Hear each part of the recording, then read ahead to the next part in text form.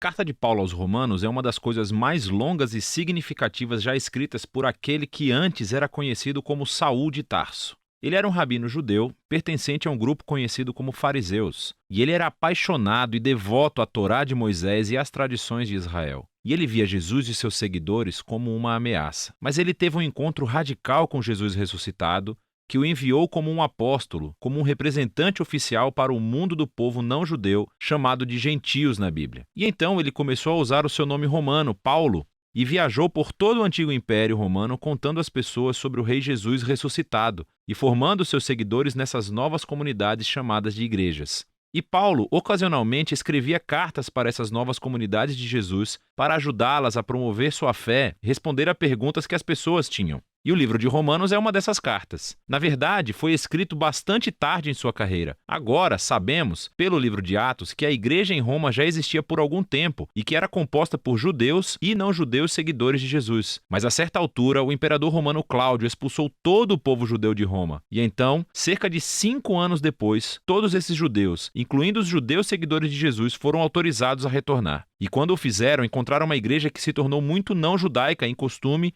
e prática. E isso criou muita tensão, de modo que nos dias de Paulo, a igreja romana estava dividida. As pessoas discordavam sobre como deveriam seguir a Jesus. Elas estavam debatendo sobre se os cristãos não judeus deveriam celebrar o sábado, comer kosher ou ser circuncidados. E assim, Paulo escreveu essa carta com alguns objetivos em mente. Ele queria que essa igreja dividida se unificasse e tinha um propósito prático para isso. Ele esperava que a igreja romana se tornasse uma base para que a sua missão fosse ainda mais para o oeste, até a Espanha. E assim, foram essas circunstâncias que motivaram Paulo a escrever sua mais completa explicação do Evangelho, a boa nova que ele estava anunciando sobre a vida, morte e ressurreição de Jesus. A carta foi criada para ter 4 movimentos principais, mas é unificada como uma longa e fluente exploração do Evangelho.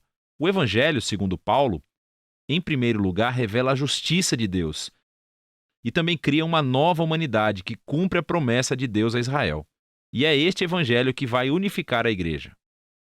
Nesse vídeo, vamos explorar as ideias dos capítulos 1 a 4. Então, Paulo começa se apresentando como um apóstolo designado por Deus para espalhar o evangelho sobre Jesus, sobre como ele é o Messias de Israel, que ressuscitou dentre os mortos como Filho de Deus, Rei das Nações. E agora, Jesus chama toda a humanidade a estar sob seu domínio de amor. E Paulo diz que as boas novas do Rei Jesus são, antes de mais nada, o poder de Deus para salvar as pessoas que confiam nele e depois revelam a justiça de Deus.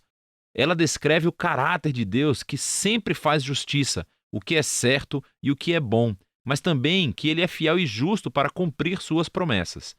E Paulo está dizendo que a história de Jesus nos mostra como Deus fez essas duas coisas. Mas como? Bem, primeiro ele reconta de uma forma longa e criativa a história do Gênesis nos capítulos de 3 a 11. Ele mostra como todo o mundo gentil, todas as nações estão presas em um ciclo de pecado e egoísmo.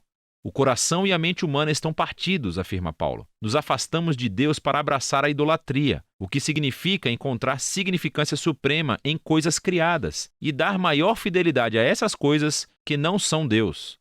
Isso resulta em uma distorção da nossa humanidade e comportamento destrutivo. E então, o que resta é uma humanidade que vive uma vida de acusações diante de um Deus justo, o qual o povo de Israel pode dizer: bom, parece que Deus fez uma boa decisão quando escolheu o nosso povo dentre as nações. Ele nos salvou da escravidão no Egito. Ele nos deu as leis da Torá, como o sábado, comer kosher, a circuncisão, e todas essas coisas juntas nos mostram como viver como o povo santo de Deus. Mas Paulo diz: calma aí, gente. Ele lembra a história da Torá e do resto do Antigo Testamento, que mostra que Israel era tão corrupto quanto o resto da humanidade. Israel é mais culpado do que os gentios, diz Paulo, porque eles têm a Torá. Eles deveriam saber. E assim, conclui Paulo, toda a humanidade, gentios, israelitas, estão desesperadamente presos e culpados diante de Deus. Mas essa não é a palavra final.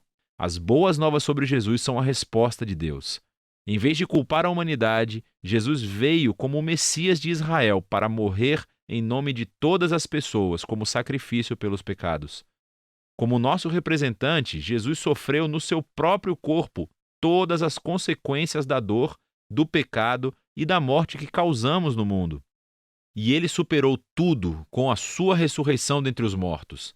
Ele disponibiliza sua nova vida de ressurreição para os outros. Jesus se tornou no que nós somos para que pudéssemos nos tornar em quem ele é. E tudo isso, diz Paulo, é como Deus justifica aqueles que confiam ou têm fé em Jesus. Agora, justificação é outro termo rico do Antigo Testamento para Paulo e está relacionada com a justiça de Deus. Literalmente significa se declarar justo. Por causa daquilo que Jesus fez em nosso lugar, recebemos um novo status diante de Deus. Em vez de nos considerar culpados, Deus declara que as pessoas estão em um relacionamento correto com Ele e estão perdoadas. A justificação resulta em uma nova família. A pessoa que confia em Jesus recebe um lugar entre o povo da aliança de Deus. A justificação também resulta em um novo futuro, que inicia uma jornada de transformação da vida pela graça de Deus. E assim, todas essas coisas sobre justificação são um presente de Deus para aqueles que, através da sua fé, estão em Cristo Jesus. E isso leva Paulo, no capítulo 4, a explorar as enormes implicações que tudo isso tem para quem pode fazer parte da família da aliança de Deus. Ele volta para a história de Abraão em Gênesis, capítulo 15. Antes de qualquer uma das leis da Torá ter sido dada a Israel, Abraão foi justificado ou declarado justo diante de Deus. Como? Bom, Deus prometeu que Abraão se tornaria pai de uma grande família multiétnica que receberia a bênção de Deus. Mas ele e sua esposa Sara eram muito velhos, nunca conseguiriam ter filhos. Mesmo assim, Abraão tinha uma fé radical e confiança na promessa de Deus, e, portanto, Deus declarou que ele era justo. E assim, Paulo diz, agora Abraão tornou-se o pai da nova família da aliança e está se espalhando por todo o mundo. Essa família é composta de judeus e gentios que têm o mesmo tipo de fé e confiança naquele que cumpriu a promessa de Deus a Abraão, Jesus, o Messias. Então, vamos fazer uma pausa e resumir as ideias principais de Paulo aqui nos capítulos de 1 a 4, porque elas são a base para entender o restante da carta. Esse resgate, no entanto, não vai acontecer através de pessoas que tentam obedecer às leis da Torá.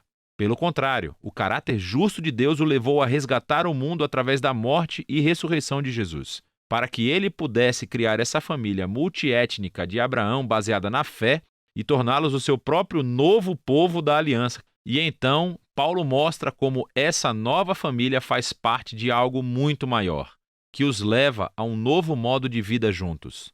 Mas tudo vai estar enraizado nessas ideias centrais exploradas no capítulo de 1 a 4 da carta de Paulo aos Romanos.